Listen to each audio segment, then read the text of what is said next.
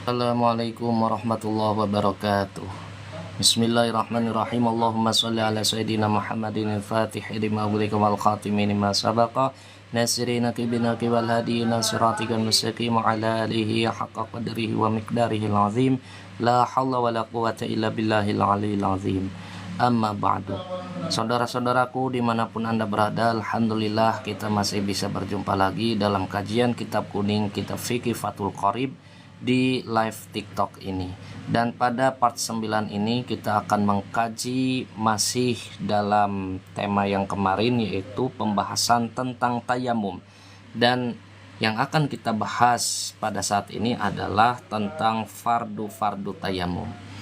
Oke, langsung saja kita mulai. A'udzubillahi minasyaitonirrajim.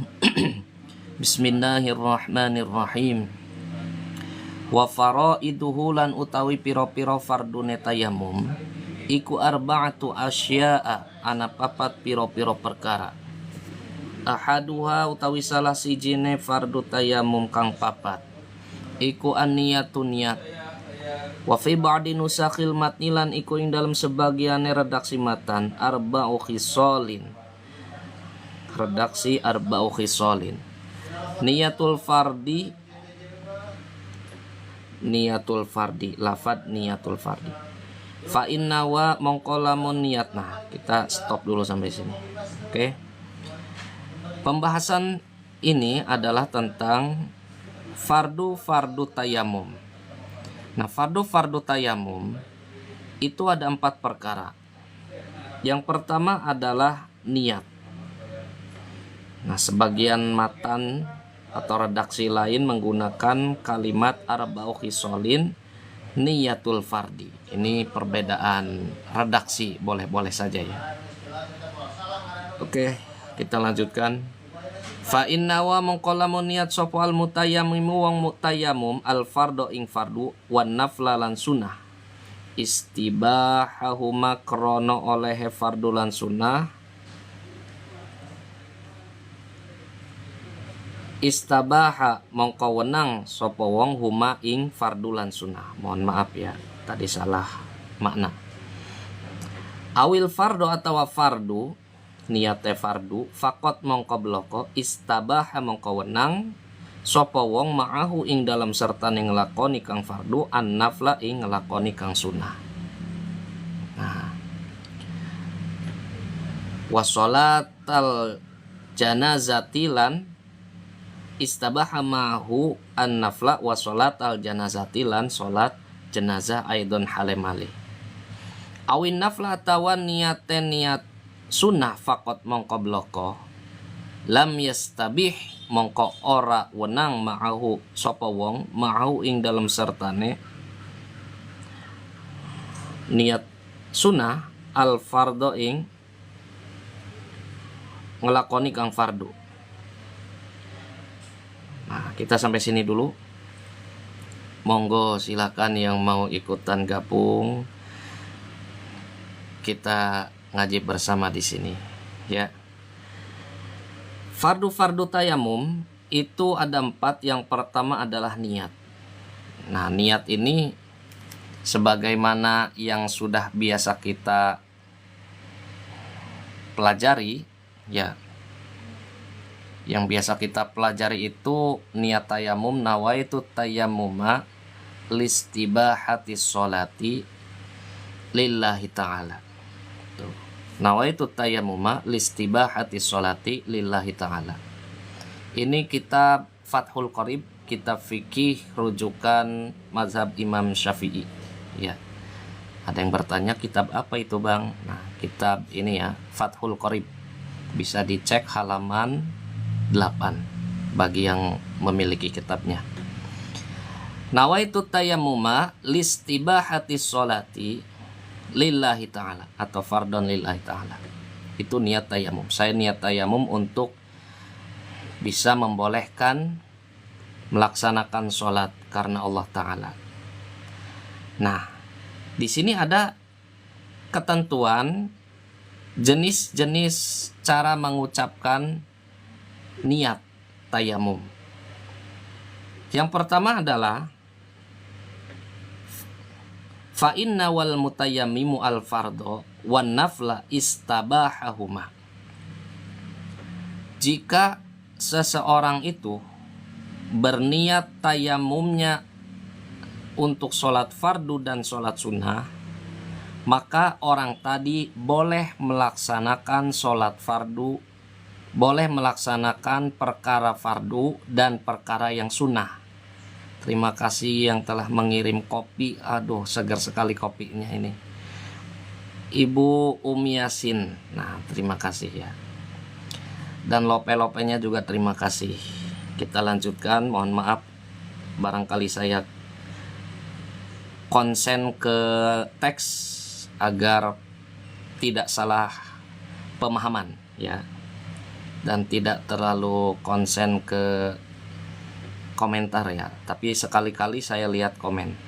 Oke, mohon maaf ya, bukan berarti saya cuek, tapi supaya tidak salah pemahaman saja. Jika seseorang itu, orang yang tayamum niatnya untuk melaksanakan perkara yang wajib dan yang sunnah, maka dia boleh melaksanakan perkara yang wajib dan yang sunnah. Tuh ya. Contohnya tadi, nawaitu tayammuma listibahatil fardi wan nafli. Itu contoh redaksi niatnya.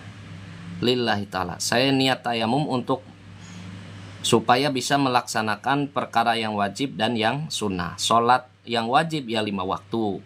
Sholat yang sunnah berarti sholat selain wajib, bisa rawatib, bisa sholat duha atau sholat lainnya.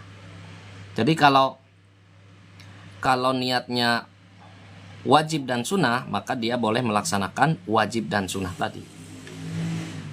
Awil fardo, atau dia niatnya hanya untuk melaksanakan sholat wajib saja. Itu kitab apa? Kitab Fathul Qorib ya. Ini Fathul Qorib, karangan Syekh Abdul Qasim Al-Ghazza. Atau dia niatnya yang fardu saja, maka dia juga boleh melaksanakan yang fardu dan yang sunnah, dan juga boleh melaksanakan sholat jenazah. Tuh. Tadi kalau yang fardu tadi redaksinya, nawaitu tayammuma listibahatil fardi lillahi ta'ala.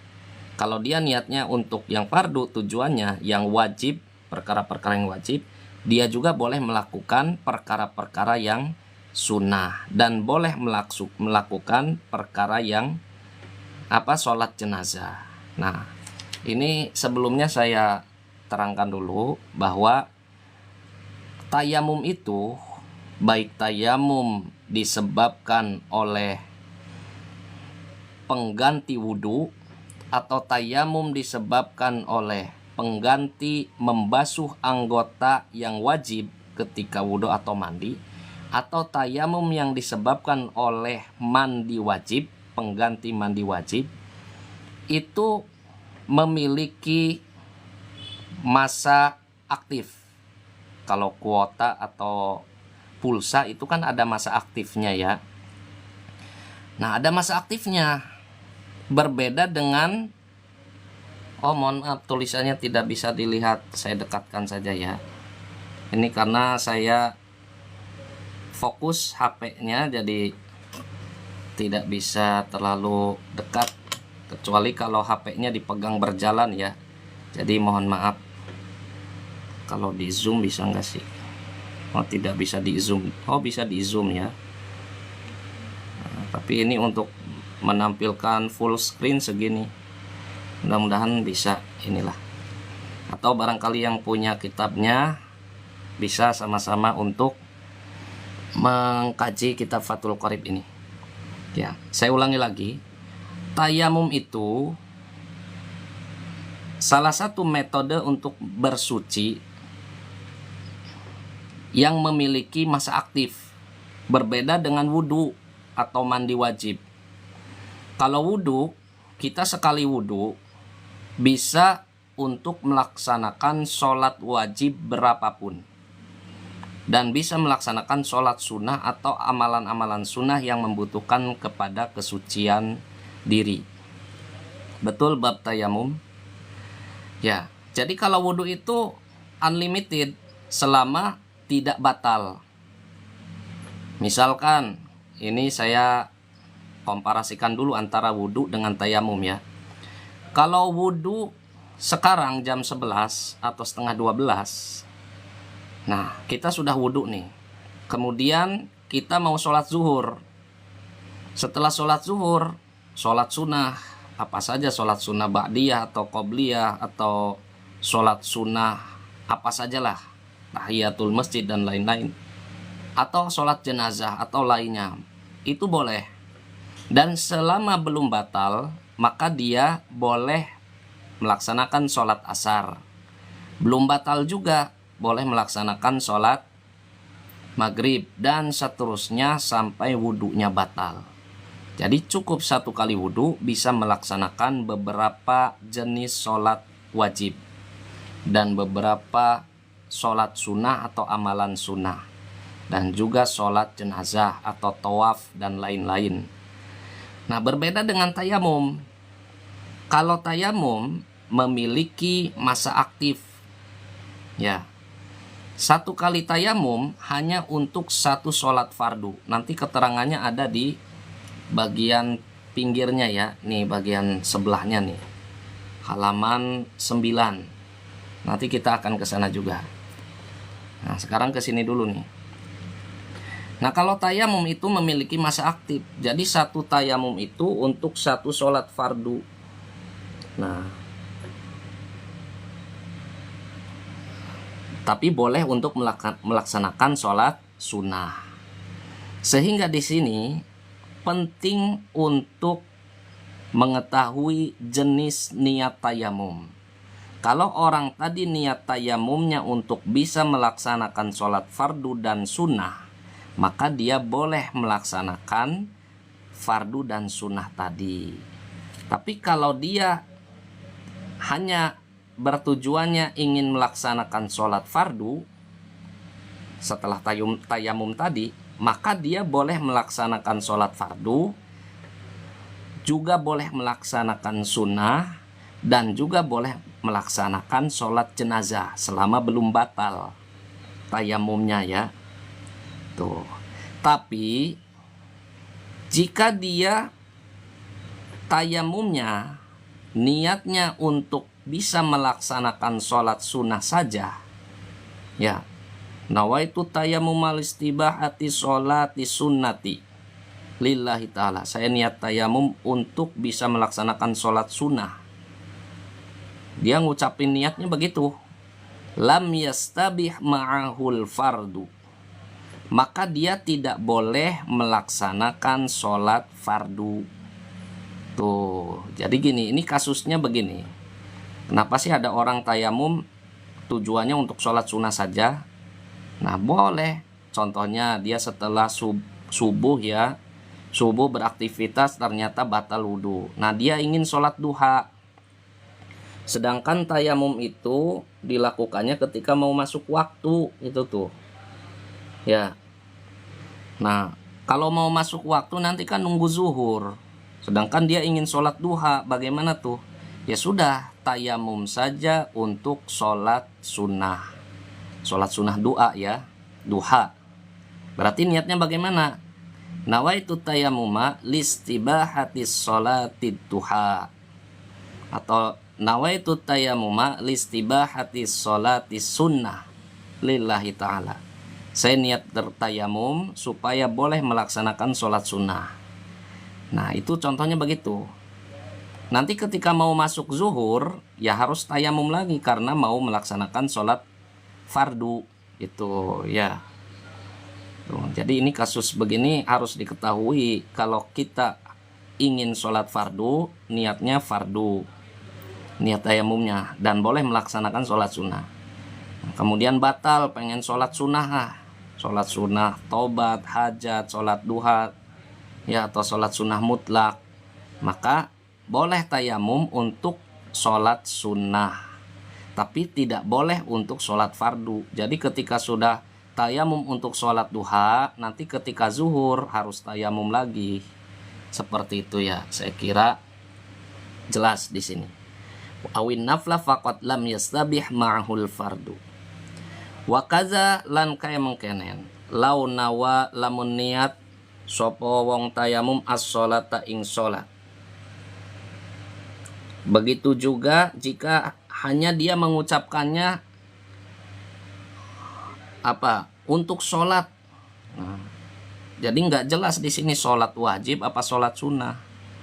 Nah, kalau disebutkan untuk sholat secara umum, maka dia hanya boleh melaksanakan sholat sunnah saja, tidak boleh melaksanakan sholat fardu dan lainnya. Ya, seperti itu. Kita lanjutkan. Terima kasih yang baru bergabung atau yang sudah bergabung, semoga berkah. Wa yajibulan wajib apa qarnu niyatit tayamumi, barengaken niat tayamum binaqli turabi kelawan ngalihaken lemah debu lil wajhi maring wajah wal yadaini lan tangan loro. Was tidamatu hazihi niyati lan nglanggengaken iki niat ila mashi syai'in maring ngusap suwiji-wiji minal haji saking wajah. Dan wajib membarengkan niat tayamum dengan memindahkan debu ke wajah dan kedua tangan, dan juga melanggengkan niat ini sampai mengusap wajah. Jadi ketika mengusap wajah itu baru niat. Nah, kalau wudhu kan niatnya ketika membasuh bagian pertama dari muka, itu wudhu. Nah, kalau tayamum juga begitu. Ketika mengusap muka itu di hati niat. Nawaitu tayammuma listibahatis sholati atau listibahatis sholatil fardi atau listibahatil fardi atau listibahatis sholatil fardi wan nafli, atau kalau mau niat sunnah saja listibahatis sholatis sunnati. Itu ketika membasuh muka. Ya, jadi niatnya seperti itu. Ya hampir sama dengan wudhu, cuma kalau wudhu dibasuh, kalau tayamum diusap, bedanya seperti itu. Oke, kita lanjut ke halaman 9. Nah, saya setting dulu ininya nih, screennya, layarnya ya. Kita lanjutkan. Walau ahdasa lan lamun hadas sapa wong ba'da naqli turabi ing dalam sakwise ngalihaken lemah, lam yamsah mongko ora ngusap. Kang Mus, assalamualaikum. Waalaikumsalam Kang Mus, selamat bergabung, semoga berkah. Bizalika turabi kelawan mukon-mukonon lemah debu ya, balyan kul balik ngali sopo wong goirohu ing liyane debu. Jika sekiranya seorang yang bertayamum tadi hadas setelah memindahkan debu, jadi ketika ngambil debu baru ngambil, dia hadas, bisa kentut, bisa apalah pokoknya hadas. Di kitab Safinatun Najah dijelaskan ya. Nah, maka dia tidak usah mengusap dengan debu yang sudah diambil tadi. Balyan kul ghairuhu, tapi dia harus artinya mengambil debu yang lain. Nah, itu ya. Belum mengusap wajah, dia keburu hadas, keburu kentut, misalkan buang angin, maka dia harus ganti debu. Maksudnya begitu. Walau ahdasa ba'da naqli turabi lam yamsah bidzalika turab bal yankul ghairahu. Itu yang pertama. Niat ya. Nah, yang kedua dan yang ketiga, wasanilan utawi kang kaping pindo, wasalisulan kang kaping telu. Iku mashul wajhi, ngusap rahi, ngusap wajah, wa mashul yadaini lan ngusap tangan loro, ma'al mirfaqaini ing dalam sertane sikute loro. Wa fi ba'di nusakhil matni lan iku ing dalam sebagian redaksi matan ilal mirfaqaini. Bukan menggunakan ma'a tapi ila. Wa yakunu lan ana opo mashuhuma ngusap wajah lantangan loro bidor bata ini iku kelawan rong pukulan. Walau wado'alan namun nyelehaken sopo wong yadahu ing tangane wong ala turabin ing atase lemah atau debu na'imin kang telas, fa'ali komong nempel biha kelawan yad tangan apa turabun lemah debu min ghairi darbin saking tanpa mukul kafa moko cukup sopo wong. Nah, rukun atau fardu tayamum yang kedua dan ketiga adalah mengusap wajah dan mengusap kedua tangan beserta sikunya, atau dalam sebagian redaksi lain kalimatnya adalah mengusap kedua tangan sampai kedua siku. Ya. Dan mengusap kedua muka dan kedua tangan ini dilakukan dengan 2 kali menepuk debu. Ya, 2 kali menepuk debu. Saya kira kalimatnya lebih cocok diartikan menepuk ya, bukan memukul debu, karena debu tidak bersalah. Ya, masa debu dipukul, saya kira. Walaupun kalimatnya doroba yadribu itu artinya memukul, tapi saya lebih cocoknya menepuk ya, dengan kedua telapak tangan ya. Oke. Ya, betul, Fathul Qorib Cengkrohman. Nah, terima kasih sudah bergabung. Jadi wa yakunu masuhuma bidorbata ini, mengambil debu tadi dilakukan dengan menepuk debu 2 kali ya. Sekali untuk muka, kemudian sekali lagi untuk kedua tangan. Dan sekiranya seorang yang bertayamum tadi meletakkan tangannya di atas debu yang basah, lalu debu tadi menempel pada tangannya tanpa ada tepukan, maka ini juga dianggap cukup atau boleh seperti ini. Cengkrohman, terima kasih sudah mengirim lencana, semoga berkah dan rezekinya berlimpah. Terima kasih, kita lanjutkan lagi. Ya, jadi mengambil debu itu dilakukan 2 kali dengan menepuk, sekali untuk muka dan sekali untuk kedua tangan sampai siku.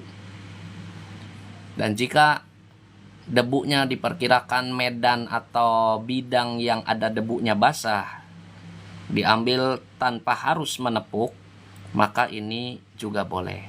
Wah, terima kasih kopinya, mantap, pahit-pahit manis. Cocok buat menemani baca kitab ya, sambil ngopi. Kebetulan saya belum ngopi ini hari ini nih. Oke, terima kasih. Thank you for your attention. Oke, kita lanjutkan ya, ada azan. Jeda sejenak, kita jawab azan dulu. Allahu Akbar, Allahu Akbar, asyhadu an la ilaha illallah, asyhadu anna Muhammadar Rasulullah, hayya 'alas shalah, hayya 'alal falah, qad qamatis shalah, qad qamatis shalah, Allahu Akbar, la ilaha illallah. Ya, bismillahirrahmanirrahim, kita lanjutkan. Nanti jawab doa azannya setelah azan selesai. Warabi'u lan utawi kang kaping 4 iku at-tartibu, berurutan, tertib. Fayajibu muka wajib apa taqdimu mashil wajhi, dinginaken ngusap rai, ala mashil yadaini ing atase ngusap tangan loro. Yang keempat dari fardu tayamum adalah tertib. Tertib di sini artinya wajib mendahulukan mengusap muka, setelah itu mengusap kedua tangan. Jadi muka dulu baru kedua tangan. Terima kasih saudaraku Cengkrohman yang mengirim kopi lagi. Mantap kopinya. Ya. Nanti saya ngopi lah setelah inilah. Oke. Jadi harus berurutan, mengusap muka, kemudian mengusap kedua tangan. Tidak boleh mengusap kedua tangan terus mengusap muka. Harus berurutan ya. Nah, mana ini? Sawaun pada uga tayamam tayamum sapa wong an hadasin saking hadas asgoro kang cilik au akbaro atawa kang gede. Baik dia tayamum untuk menghilangkan hadas kecil atau untuk menghilangkan hadas besar. Jadi itu tetap tertib itu harus ya berurutan dari mengusap muka dulu kemudian mengusap kedua tangan. Walau tarokala lamun ninggalakan sapa wong at-tartiba ing tartib lam yasiha mengko ora sah sapa wong apa-apa tayamum. Jika dia tidak tertib, tidak berurutan dalam tayamum, maka tayamumnya tidak sah atau orang tadi tidak sah. Wa amma akhdhu turabi lan anapun utawi ngalap lebu lil wajhi maring wajah wal yadaini lan tangan loro fala yustaratu mongko ora disyarataken fi ing dalam tartib. Fala yustaratu fihi maka ora disyarataken fihi ing dalam akhdhu turab lil wajhi wal yadain opo tartibun tartib. Nah, di sini adapun mengambil debu untuk diusap ke muka dan kedua tangan ini tidak disyaratkan tertib di sini. Nah, terima kasih saudaraku Ceng Krohman atas dukungannya. Semoga bermanfaat ya. Ini sebenarnya bukan ngajar sih, cuma saya sebenarnya sedang baca-baca saja. Cuma kalau ada teman jadi lebih semangat aja gitu ya. Kalau nggak gini kayaknya malas baca saya, malas membaca-baca lagi ya. Pamit turun dulu mau bersih-bersih, monggo Kang Mus, semoga lancar sukses selalu, hari-harinya selalu diliputi kesuksesan dan kebahagiaan, monggo. Oke, kita lanjutkan. Jadi mengambil debu untuk wajah dan kedua tangan, mengambilnya itu nggak harus tertib. Kalau mengusapnya itu harus tertib. Nah, di sini dijelaskan lagi falau doroba mongko lamun mukul sapa wong biadihi kelawan tangane wong daf'atan kelawan ambalan sepisan ala turabin ing atase lemah wa masaha lan ngusap sapa wong biyaminihi kelawan tangan tengene wong wajahu ing wajahe wong wa yasarihi ay wa biyasarihi lan kelawan tangan kiwane wong yaminahu ing tangan tengene wong jaza mongko wenang. Nah, ini susunan tarkib nahwu sorobnya harus jeli ini karena banyak kalimat mahzub. Ya, saya Kang untuk menambah wawasan yang lupa juga insya Allah jadi ingat lagi. Terima kasih. Alhamdulillah kalau bermanfaat ya. Ya, syukur-syukur bermanfaat untuk kita semua ya. Nanti tayangan ini juga akan diupload ulang di story video di TikTok ya, akan saya upload ulang. Dan di channel lain alhamdulillah channel Kitab Kuning ada juga di Facebook dengan nama yang sama yaitu Kitab Kuning. Silakan barangkali mau mengakses Facebook sambil scroll ada channel Kitab Kuning itu sama dengan di TikToknya. Kalau di YouTube menggunakannya nama saya yaitu Ade Komaruzaman. Itu nama akunnya Ade Komaruzaman kalau di YouTube ya. Kalau di Facebook nama akunnya Kitab Kuning. TikTok juga Kitab Kuning. Isinya sama yaitu seputar kajian Kitab Kuning atau kajian-kajian ilmiah. Ya, oke, kita lanjutkan. Jika sekiranya seseorang menepuk debu dengan tangannya sekali tepukan, kemudian dia mengusap dengan tangan kanannya mengusap wajah, dan dengan tangan kirinya mengusap tangan kanan, maka ini boleh. Ya, saya ulang ini. Jika sekiranya seseorang menepuk satu kali tepukan ke atas debu, ya, menepuk debunya satu kali tepukan, dan mengusap dengan tangan kanannya mengusapkan wajah. Nah, untuk dengan tangan kirinya dia mengusap bagian tangan kanan, maka ini boleh. Ini baru sekali tepukan. Berarti tepukan yang satunya karena wajah dan tangan kanannya sudah diusap, tinggal tangan kiri. Nah, tepukan yang keduanya untuk mengusap tangan kiri. Nah, ini boleh seperti ini. Ya, ini banyak alternatif nih kalau kita mengetahui teorinya ya. Ayo teman-teman yang belum absen diklik love orange-nya agar berkembang. Terima kasih for your support. Terima kasih untuk dukungannya ya. Dan yang memberikan lencana hadiah ataupun like-nya ya, I proud of you, saya bangga dan saya senang ya. Ataupun yang bergabung ya, saya juga senang karena mudah-mudahan channel ini bermanfaat lah ya. Ini hanya baca-baca saja, kalaupun ada yang bisa diambil manfaatnya alhamdulillah, kalaupun tidak ya beginilah. Oke, kita lanjut lagi. Tadi membahas tentang fardu tayamum. Nah, selanjutnya kopi mana kopi nih? Kopinya habis. Wa sunanuhu lan utawi piro-piro sunah tayamum. Sekarang kita membahas sunah tayamum ya. Kalau tadi fardu tayamum, hal yang wajib dilakukan ketika tayamum. Nah, sekarang kita membahas sunnah tayamum. Hal yang kalau dilakukan mendapat pahala, kalau tidak dilakukan tidak apa-apa. Namanya sunnah tayamum. Iku salah satu asya'a ana telu piro-piro perkara. Wa fi ba'di nusakhil matilan iku ing dalam sebagian redaksi matan salah sukhisolin utawi kalimat salah sukhisolin. Sunah-sunah tayamum itu ada 3 perkara. Yang pertama, at-tasmiyatu iku maca bismillah wa taqdimul yumna lan dinginaken anggota kang tengen minal yadaini saking tangan loro. Alal yusra ing atase kang kiwe minhuma saking tangan loro. Wa taqdimu a'lal wajhi lan dinginaken dhuwure wajah ala asfalihi ing atase ngisore wajah. Sunah-sunah tayamum itu ada 3 perkara. Yang pertama adalah membaca bismillah. Jadi sebelum tayamum bismillah dulu. Bismillahirrahmanirrahim. Ya.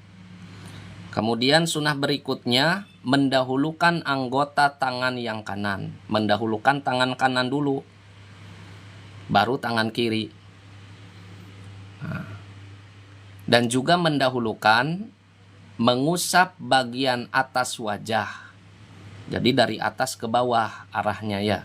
Jangan dari dagu ke jidat, jangan. Mengusapnya dari jidat ke dagu, dari atas muka ke bawah muka. Itu sunnah ya. Tapi kalau kebalikannya juga nggak apa-apa, sah-sah juga, namanya juga sunnah. Bukan larangan ya. Misalkan orang tayamumnya tangan kiri dulu, kemudian tangan kanan, ya hukumnya sah. Tapi tidak mendapatkan pahala sunnah.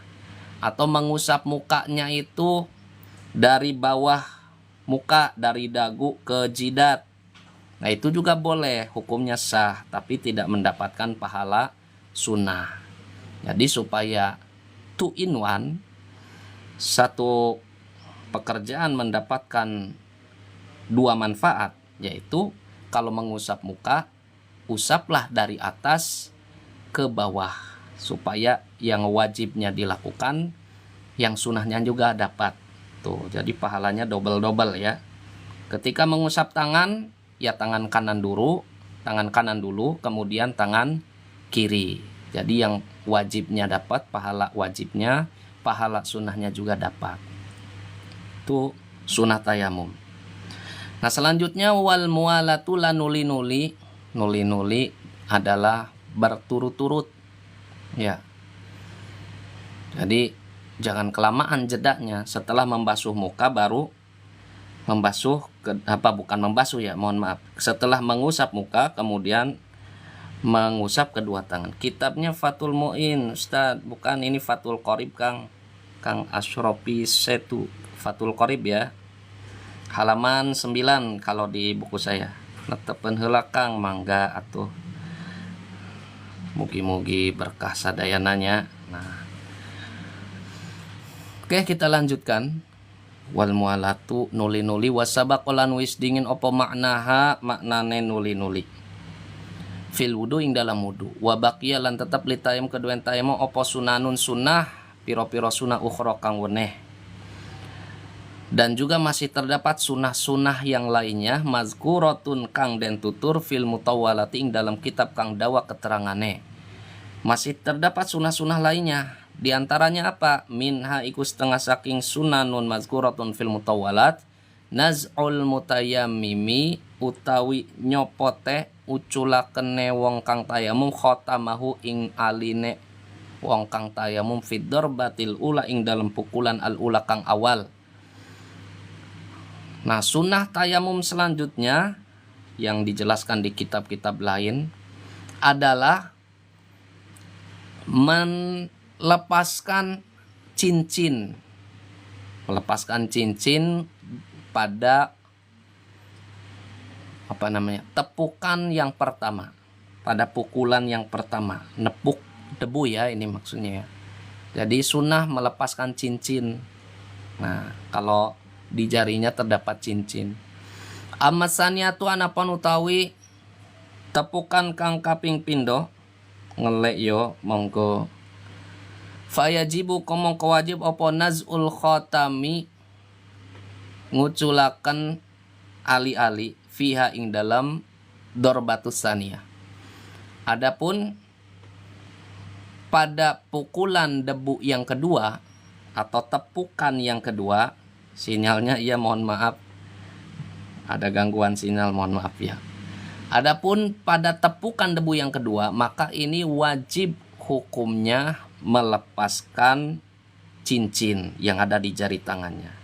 Akang orang mana? Saya orang Cirebon, Bang Sahal ya. Saya orang Cirebon, Kang. Oke, mungkin Jawanya rada aneh ya, karena Jawa Cirebon. Terima kasih yang sudah bergabung di channel ini. Semoga hidup kita diliputi keberkahan. Amin ya rabbal alamin. Nah, tadi ya sunah-sunah tayamum, diantaranya baca bismillah, mendahulukan anggota yang kanan, tangan kanan dulu baru tangan kiri. Kemudian kalau mau mengusap muka dari atas ke bawah, dan juga berturut-turut, jedaknya jangan terlalu lama tuh. Itu sunnah.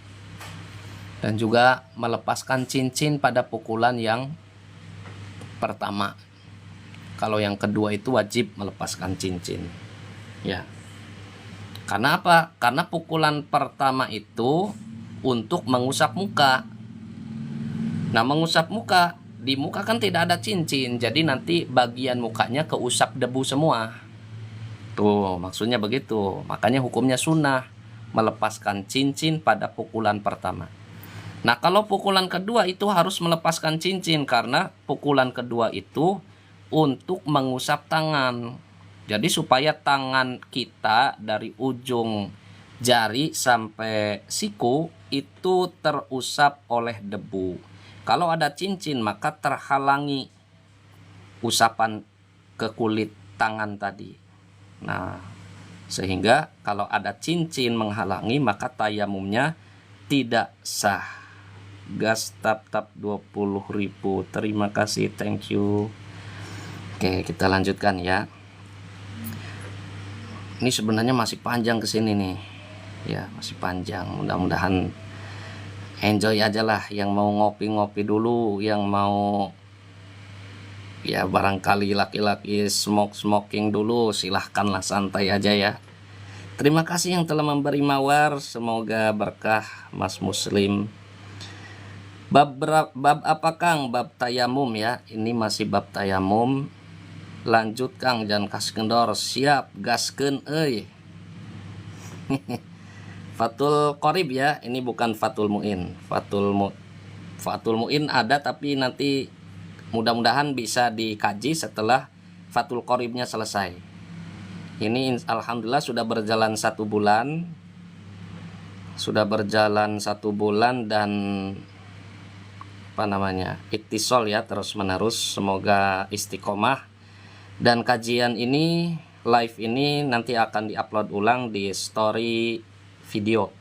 Silahkan mengakses story video ya, Fathul Qorib, betul, story video ini nanti bisa dicek lagi atau bisa dilihat lagi tayangan ulang live ini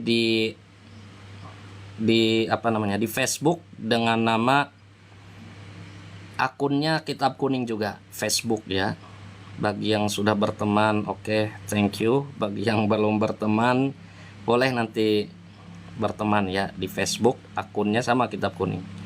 Kalau di YouTube masih tahap awal ya, nanti akunnya masih atas nama pribadi, yaitu Ade Komaruzaman, itu YouTube. Oke, lanjutkan lagi. Kita membahas tentang perkara yang membatalkan tayamum. Aduh, enaknya sambil ngopi nih. Alumni mana Kang? Saya alumni Cirebon, tepatnya di Pondok Pesantren Al Anwar, Desa Pasawahan. Kalau pernah ke Cirebon, pernah dengar Sindang Laut, nah itu Sindang Laut tuh. Yang terkenal itu jalur lalu lintas transportasi itu Sindang Laut, Lemah Abang. Nah, pondok pesantren saya tepatnya di Desa Pasawahan, Kecamatan Susukan Lebak. Alhamdulillah saya ngaji pada kiai di pondok pesantren tersebut. Termasuk kitab yang saya pernah pelajari di pondok pesantren adalah kitab ini, kitab Fathul Qorib. Nah, hitung-hitung saya membaca-baca ulang sajalah, mutolaah ya. Oke, kita lanjutkan. Wallazilan utawi perkara yubtilu kang batalaken opo allazi at-tayammum ing tayamum iku salah satu asya'a ana telu pira-pira perkara. Ahaduha utawi salah sijine salah satu asya iku kulluma saben-saben barang abtola kang batalaken opo ma al wudu ing wudu. Perkara-perkara yang dapat membatalkan tayamum itu ada 3. Yang pertama adalah segala sesuatu yang dapat membatalkan wudu, maka batal juga tayamumnya. Jadi sama di kitab ini ya, kitab Safinatun Najah dijelaskan di situ. Perkara-perkara yang membatalkan wudu ada 4, diantaranya adalah nih kitab Safinatun Najah ya. Di antara yang batalkan wudu satu adalah keluar sesuatu dari 2 jalan, jalan depan atau jalan belakang ya. Kecuali bagi laki-laki yang tidur dalam posisi duduk sila ya, duduk sila itu duduk yang memantapkan pantatnya di atas lantai gitu ya. Kemudian dia tidur dan dalam tidurnya dia mimpi dewasa sehingga keluar sperma. Nah, mimpinya itu tidak membatalkan wudu. Illa nauma qaidin mumakkinin maqadahu. Mohon maaf, salah.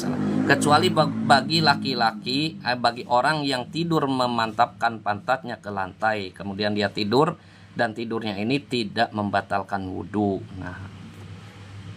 Nah, itu yang pertama. Yang kedua adalah bertempelnya kulit laki-laki dan perempuan yang bukan muhrim, yang sama-sama besar dan tidak ada penghalang. Itu batal wudu juga. Nah, yang ketiga adalah yang membatalkan wudu adalah zawalul akli, tadi udah ya. Zawalul akli, hilang akal. Ya.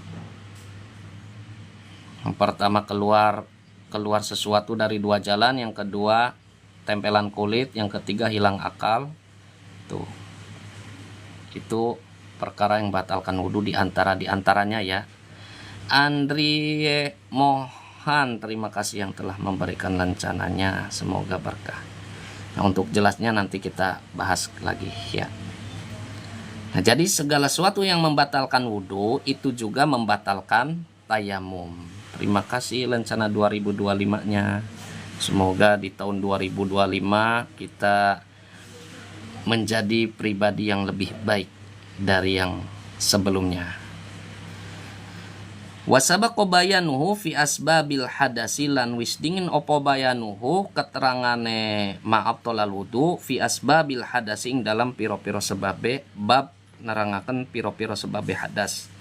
Famata kana mongko ing dalam sumangsane anak iku mutayammiman wong kang tayamum. Summa ahdasa mangko nuli hadas sapa wong batala mangko batal apa tayammumuhu tayamume wong. Jadi keterangannya ketika seorang tayamum, ya, orang tadi dalam posisi dia itu tayamum, kemudian dia hadas, maka tayamumnya batal. Tuh, ya. Orang tayamum kentut, orang yang suci ya, sebab tayamum dia kentut, maka tayamumnya batal. Tuh. Kemudian orang tayamum bertempelan kulit lawan jenis yang besar dan tidak ada, yang sama-sama sudah besar dan tidak ada penghalang, maka itu juga membatalkan tayamum. Atau orang yang tayamum jadi gila, maka tayamumnya batal. Tuh, artinya begitu. Wasani, nah yang kedua, wasani lan utawi kang kaping pindo iku ru'yatul ma'i ningali anane banyu. Wa fi ba'di nusakhilan ikun dalam sebagian redaksi matan wujudul ma'i kalimate wujudul ma'i. Perkara yang kedua yang membatalkan tayamum adalah melihat ada air. Ya, atau ada air. Nah, ini bagi orang yang tayamumnya disebabkan tidak ada air. Nah, dalam pembahasan sebelumnya itu kan sebab-sebab tayamum diantaranya karena tidak adanya air. Ya, karena tidak ada air, bisa jadi musim kemarau panjang atau memang di daerah tersebut tidak ada air. Maka ketika dia ada air, bisa karena hujan, bisa karena air dikirim oleh orang lain, tayamumnya secara otomatis menjadi batal. Ya. Ini khusus bagi orang yang tayamumnya karena tidak ada air. Oke. Terima kasih yang telah memberikan lencana. Semoga kita diliputi keberkahan semua. Ya. Atau melihat adanya air gitu. Itu batal tuh tayamumnya. Fi ghairi waqti sholati ing dalam liyane waktu sholat. Nah, faman tayammama mengko tawi sapane wong iku tayamum sapa wong li faqdil ma'i krana sepine banyu. Sumaro amangka nuli ningali sapa wong alma'a ing banyu awtawahama atawa nyono anane banyu hu ing ma qabla dukhulihi ing dalam sadurunge melebune wong fi sholati ing dalam salat. Batala mengko batal apa tayammumuhu tayamume wong. Nah, jadi gini kasusnya nih. Orang nggak ada air, di sekitarnya sudah mencari kemana-mana nggak ada air. Akhirnya untuk melaksanakan sholat, dia kan harus bersuci. Boleh nanya mas tentang tayamum? Enggak Pak Angga, selagi bisa insya Allah dijawab. Kalau tidak bisa ya saya persilahkan bagi teman-teman yang bisa untuk menjawab silahkan. Kalaupun tidak ada yang bisa jawab sekarang ya nanti di pending dulu, nanti saya japri jawabannya sesuai referensi yang ditemukan ke penanya yang bersangkutan ya. Oke, kita lanjutkan ya. Jika orang sholat karena tidak ada tayamum, dia akan bersucinya dengan tayamum tuh. Nah, sebelum dia sholat dia melihat adanya air, hujan atau kiriman air atau apalah caranya ya, atau dia memperkirakan ada air yang bisa dia jangkau, maka seketika itu tayamumnya menjadi batal ya. Seketika itu tayamumnya menjadi batal. Artinya ketika mau sholat, karena dia belum sholat kan, ketika dia mau sholat berarti dia harus berwudu, bukan tayamum, karena dia sudah melihat ada air atau memperkirakan dengan pasti, memprediksikan bahwa ada air yang bisa diambil. Tuh. Itu ya. Ini kalau belum sholat, berarti dia batal tayamumnya dan harus berwudu. Oke, kita lanjutkan. Fa in ra'a mongkala meningali sapa wong hu ing banyu ba'da duhulihi ing dalam sakwise melebune wong fiha ing dalam salat. Wa kanat lan ana apa salatu salat iku mimma saking barang layasku tukang ora gugur apa farduha fardune salat bitayamumi kelawan tayamum. Kasolati mukimin kaya salate wong kang netep batolat mongko batal sapa wong fil hali ing dalam sak nalika. Au mimma atawa saking bareng yaskutu kang gugur fa farduha fardunet salat bitayamum iklan tayamum kasolati musafirin kaya salate wong musafir.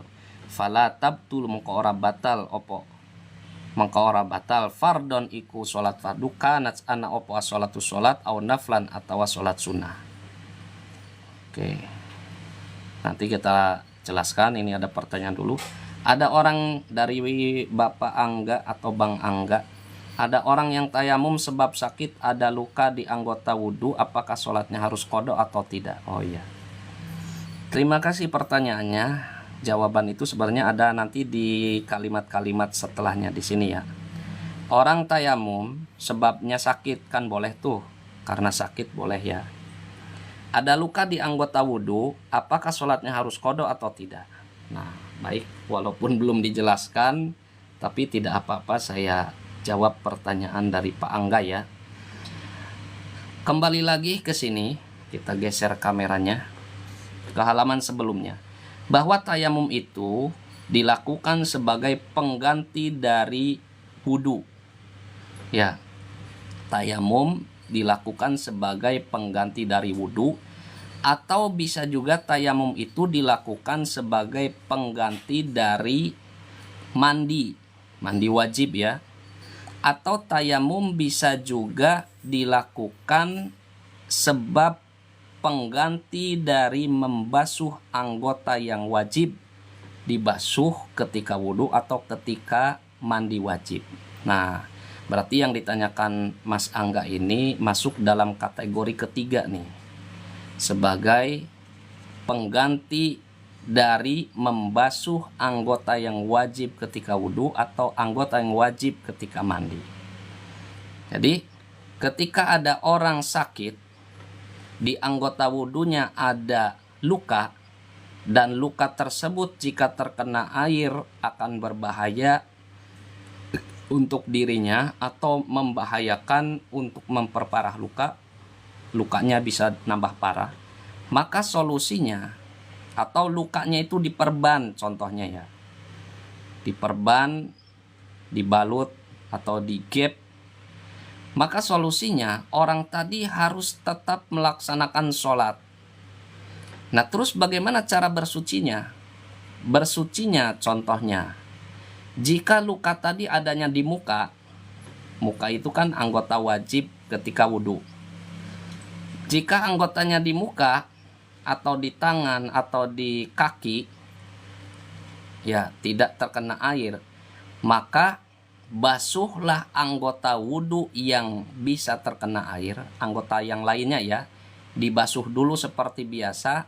Pas ketika mau membasuh anggota wudhu yang ada lukanya, yang ada perbannya, yang ada gipnya karena patah, maka dia harus bertayamum. Nah, tayamumnya berarti tadi nawaitu tayamuma listibahatil fardi. Contohnya begitu. Saya niat tayamum untuk bisa sholat zuhur. Saya niat tayamum Alhamdulillah ya Allah, mohon maaf bersin dulu. Saya niat tayamum supaya bisa melaksanakan ibadah wajib dan sunnah. Nah, itu boleh ya. Jadi dia berwudu seperti biasa, membasuh anggota-anggota yang tidak ada lukanya. Pas ada anggota yang luka, maka dia tayamum. Jadi wudu dulu kemudian tayamum.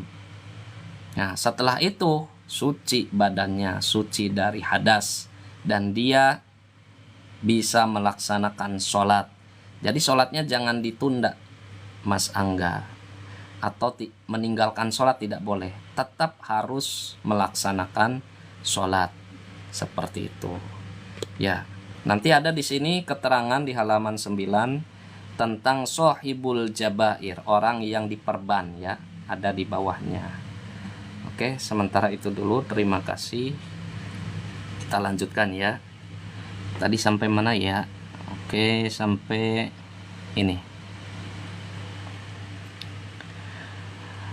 Jika seorang melihat adanya air atau memperkirakan adanya air ketika setelah dia masuk dalam sholat, artinya dia melihat airnya itu pas dia lagi sholat.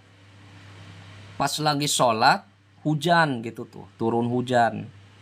Atau pas lagi sholat ada kiriman air, rame di luar tuh, ada ibu-ibu pada antri bawa ember, bawa panci, bawa baskom, pengen diisi air karena dikirim oleh pemerintah ya. Pamit dulu Kang Zuhur. Assalamualaikum. Waalaikumsalam. Terima kasih Bapak akun Ceng Rohman, semoga berkah ya. Oke, kita lanjutkan. Ketika sholat melihat air atau memperkirakan adanya air. Nah, di sini ada imbas hukumnya. Jika sholatnya itu, makasih Ustadz, sama-sama Pak, semoga berkah. Jika sholatnya itu adalah mana tadi? Sholat yang kewajibannya tidak gugur disebabkan tayamum, ya, kewajibannya tidak gugur disebabkan tayamum, seperti sholatnya orang yang menetap, maka batal. Tuh. Artinya dia tayamum, dia kan bukan musafir. Nah, musafir itu diantara yang menyebabkan itu boleh ya, musafir. Nah, kalau orang yang tinggal di rumah karena tidak ada air nih, tidak ada air, akhirnya dia tayamum. Kemudian dia sholat, pas lagi sholat turun hujan atau dia menyangka ada air, sudah memperkirakan ada air nih, ada bantuan air datang. Maka seketika itu sholatnya batal. Ya harus diulangi lagi. Caranya bagaimana? Dia bersucinya wudhu karena sudah ada air. Tuh. Ya. Batal seketika. Atau hukum yang kedua, dia itu sedang dalam bepergian. Ya. Dia sedang bepergian. Karena orang musafir itu boleh tayamum ya. Orang musafir, ya musafir di sini ya tentu saja kalau bisa ya tidak ada air gitu tuh. Ya tidak ada air musafirnya gitu ya. Nah, kalau musafir dia sedang berkelana, kemudian dia bersucinya dengan tayamum, kemudian dia sholat. Nah, ketika sholat dia melihat air atau memperkirakan adanya air, maka sholatnya tidak batal. Artinya terusin aja sholatnya, karena dia posisinya, statusnya adalah musafir, orang yang bepergian. Baik dia itu sedang melakukan sholat fardu atau sholat sunnah. Nah, atau ini kasus yang ketiganya, wa in kana lan amunas ana sopo opo tayamu musyaksi tayamu awa-awakan lima rodin kronolara wanah uhilan padane lara sumaro amangko nuli ningali sapa wong alma ing banyu fala asaro mangko ora ana labeteli ru'yatihi krono ningali tayamum bal tayamumuhu balik utawi tayamume wong iku bakin tetap sah bihalihi sebab tingkahe wong. Atau kasusnya dia itu tayamum karena alasannya sakit. Tadi seperti pertanyaan tadi ya, Mas siapa tadi? Pertanyaan Mas Angga. Dia tayamumnya itu karena sakit. Kemudian ada air, namanya sakit kan pasti bukan karena nggak ada air. Nah, ada air nggak ada air, kalau orang sakit tayamumnya tetap sah gitu tuh. turun hujan atau ada kiriman air, tetap tayamumnya sah. Tuh, jadi nggak ngaruh kalau orang sakit mah. Ini yang maksudnya melihat adanya air atau menyangka adanya air itu bagi orang yang tayamum yang memang karena tidak ada air. Bagi orang sakit nggak masalah ada air atau tidak ada air, tetap tayamumnya sah. Ya. Oke, kita lanjutkan lagi. Sedikit lagi ya, saya kira sedikit lagi sajalah. Sampai mana nih? Oh, sampai sini nih. Sebenarnya ini masih panjang, cuma takut kelamaan gitu ya. Oke. Dan belum ngopi juga, kayaknya kalau udah ngopi rada seger aja gitu ya. Wasali sulan utawi kang kaping telu iku aridatu murtad. Nah, orang murtad ya batal nanti tayamumnya. Wahuya utawi murtad iku qat'ul islami, megote saking Islam.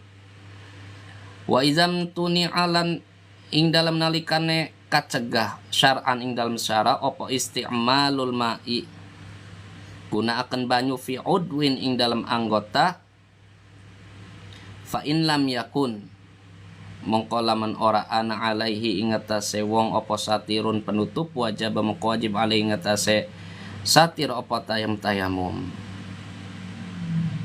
Nah, di sini keterangan dari sini sampai sini itu satu tema, yaitu bertayamum bagi orang yang sakit, memiliki luka. Nah, ini satu tema khusus, nanti akan dijelaskan pada episode khusus.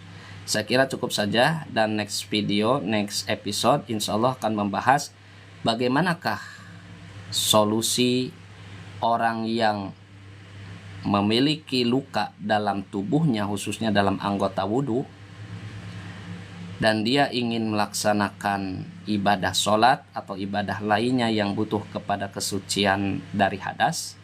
Solusinya bagaimana? Nah, di sini nanti solusinya saya jawab secara singkat adalah dengan cara bertayamum. Nah, untuk lebih rincinya silakan ikuti lagi kajian kitab kuning yang khusus membahas tentang orang yang diperban.